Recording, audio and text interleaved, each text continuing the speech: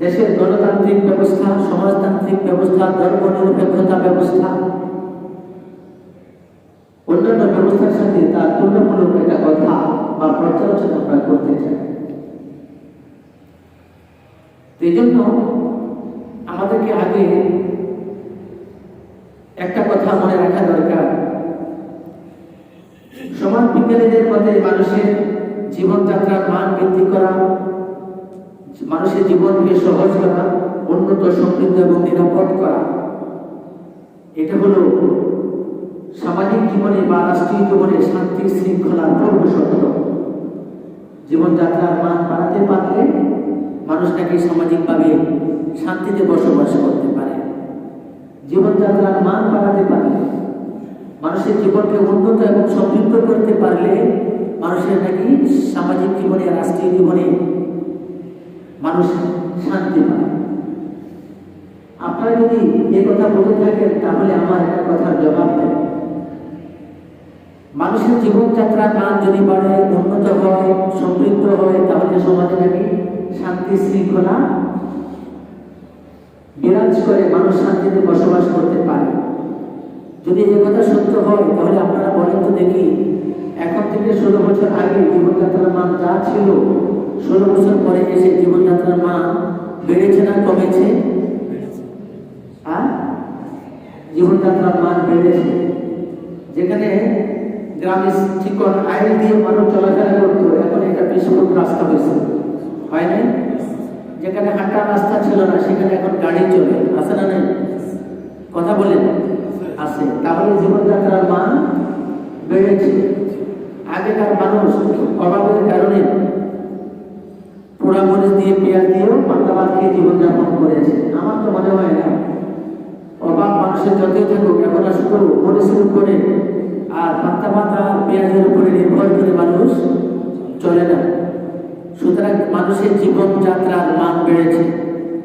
যদিও মানুষের ব্যক্তিত্ব কমেছে, আত্মমর্যাদা কমেছে, যদিও মানুষ পাপিষ্ঠ হয়েছে, যদিও মানুষ মানবাধিকার লঙ্ঘন হয়েছে, কি মানুষের জীবনযাত্রার মান বেড়েছে না কমেছে? বেড়েছে। সুতরাং সমাজ বিজ্ঞানীরা যে বলেছে মানুষের জীবনযাত্রার মান বাড়লে সমাজে শান্তি শৃঙ্খলা প্রতিষ্ঠিত হয়, মানুষ নিরাপদে বসবাস করতে পারে। সমাজ বিজ্ঞানীদের এই কথাটি সত্য?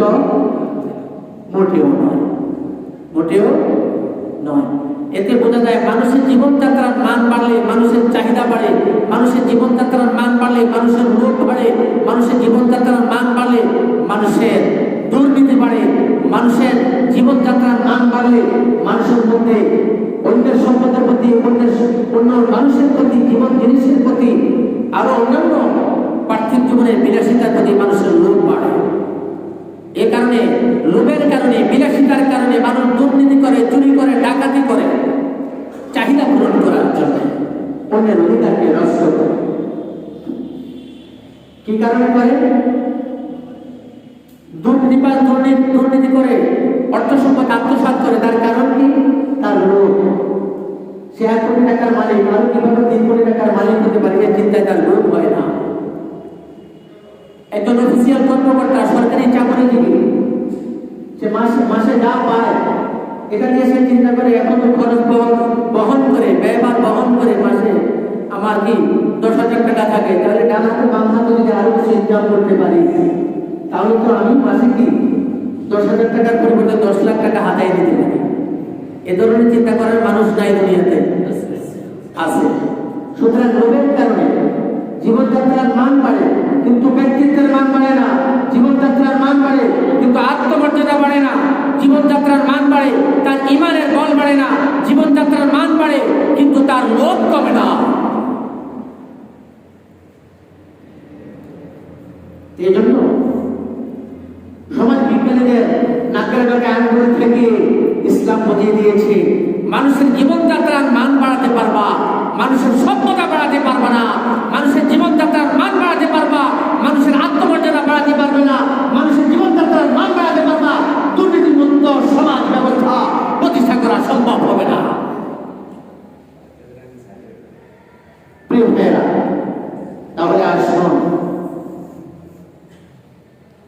জীবনযাত্রার মান বাড়লে আমরা দেখছি সমাজে দুর্নীতি কমে না, শান্তি শৃঙ্খলা বাড়ে না, বেড়েছে? বাড়ে না। আগেকার মানুষ মারামারি লাগলে বড় বড় লাঠি নিয়ে আসতো, আর এখন বন্ধু রামদাস, চাইনিজ কুরাইল, আরো অত্যাধুনিক অস্ত্রশস্ত্র নিয়ে আসে। মানুষের জীবনযাত্রার মান বেড়েছে, মানুষের স্বভাব চরিত্রের মান বাড়েনি, মানুষের মধ্যে মানবতাবোধ বাড়েনি, মানুষের মধ্যে মানুষের প্রতি সহমর্মিতা বাড়েনি, বেড়েছে? বাড়েনি। সুতরাং ইসলাম চায় ভারসাম্যমূলক জীবন ব্যবস্থা। কি চায়? কি রাগ করেছেন? কথা বলেন না কেন? বাসা থেকে আসার সময় বলছে যে চুপ করে থাকবা, বাসা মসজিদে বলছে নারীদের কথা মতো চলে। নারীদের কথা মতো চলার জন্য আপনাকে আল্লাহ তাআলা বানায়নি। কোরআনে বলছে আর-রিজালু কাওয়ামুনা আলান নিসা, নারীদের নেতৃত্বে থাকবে পুরুষ মানুষ। সুতরাং নারীদের কথা মতো চলার জন্য আপনাকে আল্লাহ তাআলা বানায়নি। এই কথার অর্থ এই নয় নারীদেরকে অমর্যাদা করা, মানে নারীদের কথা মতো বানানোর চলার জন্য পুরুষকে বানায়নি। এজন্য ওই একবার শুনলাম হুজুরে জিজ্ঞেস করেছে যে আপনারা কে কে জান্নাতে চাইতে আপনি হাত তোলেন। তুই বেচারা সবাই হাত তুলছে, আপনি হাত তোলেন। তাকে নিয়ে মসজিদে সবাই হাসাহাসি শুরু করবে, এই লোকটা কেন হাত তুলল না? এই হাসির খবর বাসায় পর্যন্ত পৌঁছে গেছে। তবে জিজ্ঞেস করেছে তার ওয়াইফ, কি ব্যাপার মসজিদে আপনাকে নিয়ে আজকে হাসলো কেন মানুষ? কি হয়েছে ঘটনা বলেন? হুজুর জানতে চাইছে কে কে জানাতে চান, যেতে চান, হাত তোলেন। তুই আমি হাত তোলেন না? কয় না। কেন? তুমি না বলছো মসজিদে যেন আমি কোনো কথা না বলি, এই জন্য আমি কথা বলি না, হাত তুলি। সুতরাং গরুর কথা মতো চললে জায়গা মতো অপমানিত হতে হয়, এটা বুঝতে পেরেছেন তো? হ্যাঁ। সুতরাং কথার জবাব দেওয়া ভদ্রতা, কথার জবাব দেওয়া ভদ্রতা। জবাব হয়তো হ্যাঁ হবে অথবা না হবে, এতটুকুই তো, আর তো কিছু না। এই জন্য কথার জবাব দেবে। এই জন্য ইসলাম চায় ভারসাম্যমূলক জীবন। ভারসাম্য বুঝেছি? ভারসাম্য কি? যখন দাড়ি পাল্লা দিয়ে কোনো কিছু মাপে, এই দাড়ি পাল্লার ডান্ডার মাঝখানে একটা রশি থাকে না? কথা বলেন। এই রশির মধ্যে যিনি মাপেন তিনি পেলে ধরেন। তো ওই বাটখারা এক পাল্লায় থাকে, আরেক পাল্লায় মালপত্র বা জিনিসপত্র থাকে। তো যখন দুই পাল্লা, বাটখারার পাল্লা আর জিনিসের পাল্লা, দুই পাল্লা সমান সমান ওজনে যখন দাড়ি পাল্লার কাঠিটা একদম সমান সমান হয়ে যায়, এক সাইড নিচে থাকে না, আরেক সাইড উপরে থাকে না, সমান সমান হয়ে যায়, তখন এটা হলো ভারসাম্যতা, অর্থাৎ সমান সমান। এটার নাম কি? ভারসাম্যতা, অর্থাৎ দুই দিকের ভার সমতা। দুই দিকের ভারের সমতাটাকে বলা হয় ভারসাম্যতা। বুঝতে পেরেছেন? ইসলাম না ছাড়াছাড়ির ধর্ম, না কাড়াকাড়ির ধর্ম। ইসলাম কড়াকড়ির ধর্ম ব্যবস্থাও নয়, ইসলাম ছেড়ে দেওয়ার ধর্ম ব্যবস্থাও নয়। ইসলাম হলো একটা ভারসাম্যমূলক জীবন ব্যবস্থা। এখানে অতি কঠোরতাও নেই, অতি ছেড়ে দেওয়ার ব্যবস্থা নেই। অর্থাৎ আপনাকে আগলে রাখবে, ছেড়েও দিবে না, আবার কেড়েও রাখবে না। সুতরাং ইসলাম চায় ভারসাম্যমূলক জীবন ব্যবস্থা। আপনাদের প্রশ্ন হতে পারে ভারসাম্যমূলক জীবন ব্যবস্থাটা ধরনের প্রশ্ন হতে পারে না? ভারসাম্যমূলক জীবন ব্যবস্থা হলো এমন একটা জীবন ব্যবস্থা যে জীবন ব্যবস্থার মান এমন পর্যায়ে যাবে, এ মানে ব্যক্তি, সমাজ, রাষ্ট্র সন্তুষ্ট থাকবে, লোভে কাতর হবে না। জীবনযাত্রার মান এমন একটা অবস্থায় যাবে, মানুষ দুর্নীতি করবে না। জীবনযাত্রার মান এমন একটা অবস্থায় থাকবে, সামনে ধন সম্পদ পড়ে থাকলেও কেউ চুরি করবে না। জীবনযাত্রার মান এমন একটা অবস্থায় থাকবে, ব্যক্তির যা যতটুকু সম্পদ আছে এতটুকু ব্যক্তি সন্তুষ্ট থাকবে। কথা বুঝতে পেরেছেন? জিনিসপত্র পড়ে থাকবে, সে চুরি করবে না। কথা বুঝতে পেরেছেন? এটার নাম হলো কি? ভারসাম্যমূলক জীবন। ভারসাম্যমূলক জীবন। জীবনযাত্রার মান এমন থাকবে, কোর্টে মামলা দিয়েছে, বিচারক মামলা গ্রহণ করেছে, আইনজীবী সেখানে দাঁড়িয়েছে এবং এই মামলার সত্য উদ্ঘাটনের জন্য সাক্ষীরা দাঁড়িয়ে গেছে। এবং অপরাধী স্বীকার করবে যে আমি করি নাই। কথা বুঝতে পেরেছেন? বাদী বলবে আমার এই ধরনের ঘটনা ঘটেছে। বিচারক কারো ক্ষমতার মোহে প্রভাবিত হবে না, আইনজীবীরা কারো কাছে বিক্রি হবে না, বরং ন্যায় বিচারের ভিত্তিতে ফয়সালা হবে। সেটা দলিত পক্ষে যেতে পারে, সেটা দরিদ্র মানুষ গোষ্ঠীর পক্ষে যেতে পারে, সেটা সমাজের যে কোনো উঁচু মানুষের পক্ষেও যেতে পারে। এই বিচার সমাজের নিচু শ্রেণীর কোনো মানুষের পক্ষেও যেতে পারে। এটার নাম ভারসাম্যমূলক জীবন ব্যবস্থা। আপনারা কি এই ধরনের ভারসাম্যমূলক জীবন ব্যবস্থা চান? চান? যদি চান তাহলে আসুন, এই ধরনের ভারসাম্যমূলক জীবন ব্যবস্থা কে দিতে পারে? কে দিতে পারে? এই ধরনের ভারসাম্যমূলক জীবন ব্যবস্থাকে আমেরিকা থেকে আনতে হবে, ইন্ডিয়া থেকে আনলে চলবে না। ইন্ডিয়া থেকে আনবেন, কোথেকে আনবেন? আল্লাহ রাসূল সাল্লাল্লাহু আলাইহি ওয়াসাল্লাম তার নবুয়তি জিন্দেগীর 23 বছরে রব্বুল আলামিন প্রেসক্রিপশন একটা একটা করে দিয়েছেন, ধারা, উপধারা, আইন দিয়েছেন। দীর্ঘ 23 বছরে আস্তে আস্তে নাযিল হয়েছে আল্লাহ রাসূল আল্লাহ তাআলার পক্ষ থেকে আল্লাহ তাআলার সমস্ত বিধান। আল কোরআনুল কারীম এমন একটা কনস্টিটিউশন, এমন একটা গঠনতন্ত্র।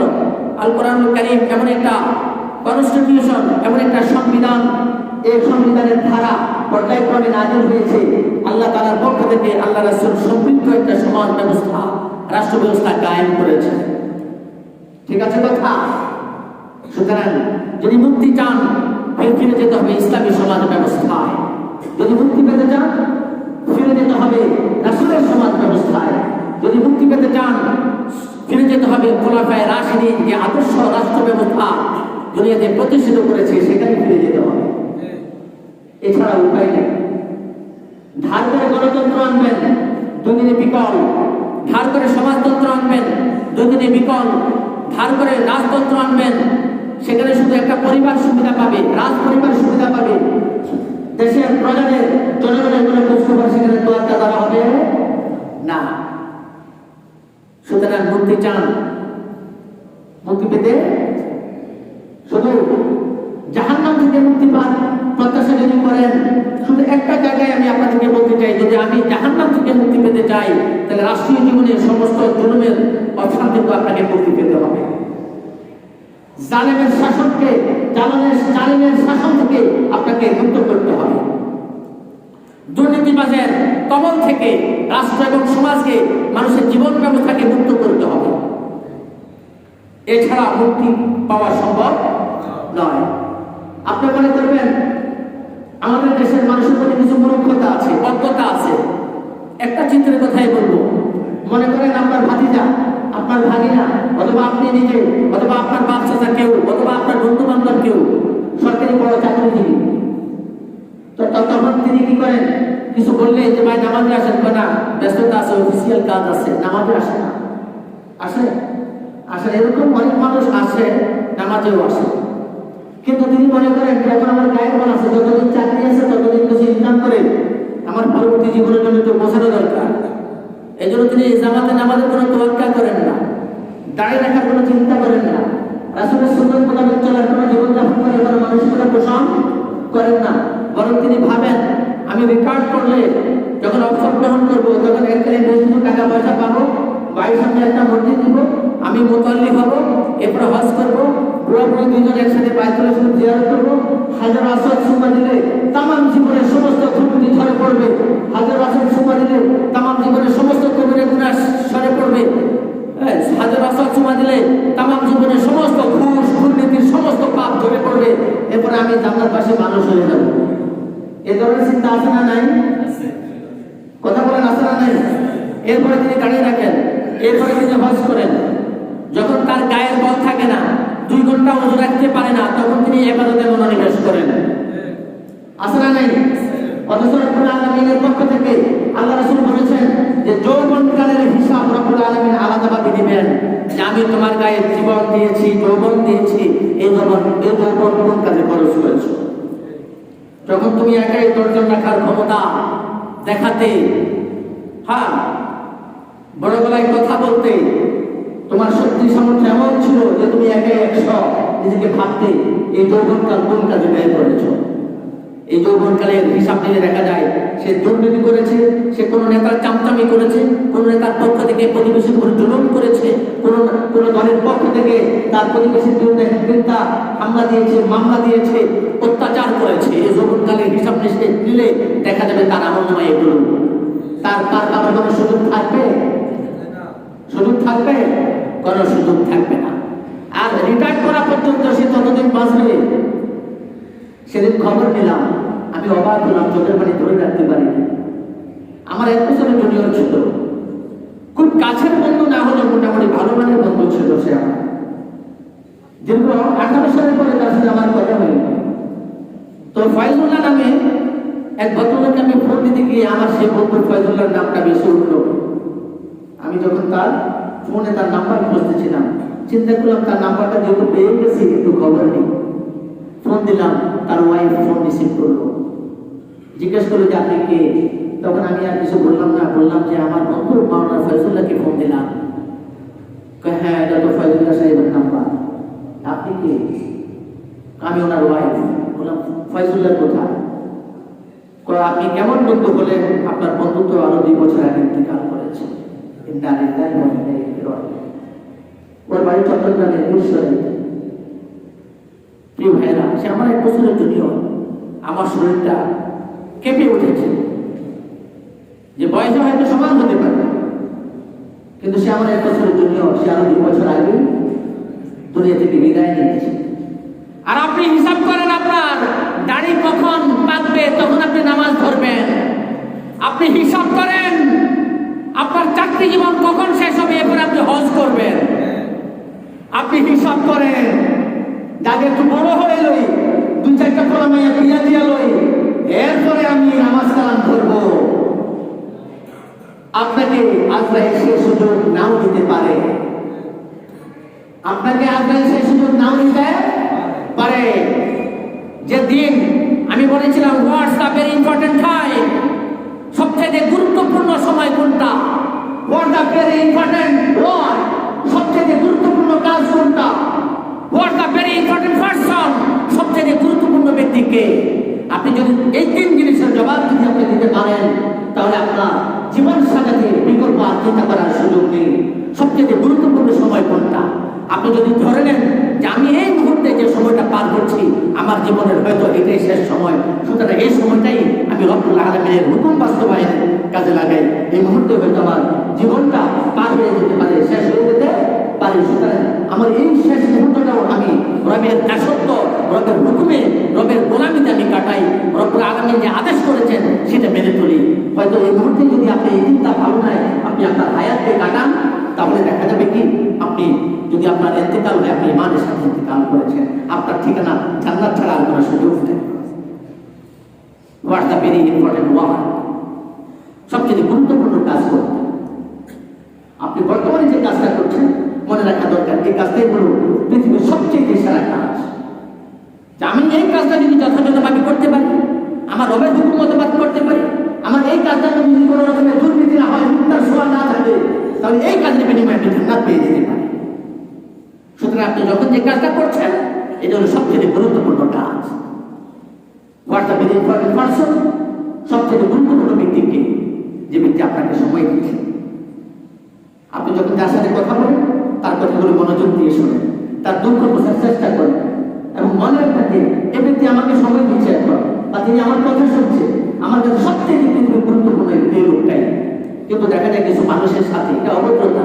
আপনি ওনার সাথে কথা বলছেন, ঠিক আছে আপনি বলেন আমি শুনতেছি, তিনি অন্য কাজে ব্যস্ত। এরকম লোক নাই, এটা চরম অভদ্রতা। যারা এমন করেন যে ঠিক আছে আপনি বলেন আমি শুনতেছি, অথচ একটা লোক আপনার সামনে দাঁড়ানো, তিনি আপনাকে সময় দিচ্ছেন, আপনার কথা আপনার সাথে কথা বলছেন, আপনার তার দিকে নজর না করে আপনি বলেন ঠিক আছে আমি শুনতেছি, আপনি বলতে থাকেন। এটা চরম অভদ্রতা। যারা এমন করেন তিনি ভদ্র মানুষের কাতারেই পড়েন না। সুতরাং আজকে এই পাথরের জিন্দেগিতে, এই পাথরের জীবনে মানুষ এখন মানুষের দিকে তাকায় না। এর মধ্যে একটা লোক আপনার কাছে আসবে আর আপনি তাদেরকে ফিরে বসবেন না, তার কথা মনোযোগ দিয়ে শুনবেন না, আপনি কেমন লাট সাহেব হয়ে গেলেন। আপনি একটা বলদ, পৃথিবীর চরম বলদ, আপনি পৃথিবীর চরম অভদ্র লোক। আপনি যদি সময় না থাকে তাকে বলে দেন যে ভাই তোমার কথা এই মুহূর্তে শোনার আমার টাইম নেই, তুমি যাও, বিদায় করে দেন। যখন সময় হয় তখন তাকে রেখে বসে। তাহলে ভারসাম্যমূলক জীবন ব্যবস্থা কোথায় পাবেন এ বিষয়ে বিস্তারিত ব্যাখ্যা দিয়ে আগামী জন্য আলোচনা করব। আল্লাহর সাথে সাথে মসজিদে আসার চেষ্টা করবেন। ওয়া আখিরু দাওয়ানা আলহামদুলিল্লাহি রাব্বিল আলামিন। আসসালামু আলাইকুম ওয়া রাহমাতুল্লাহ।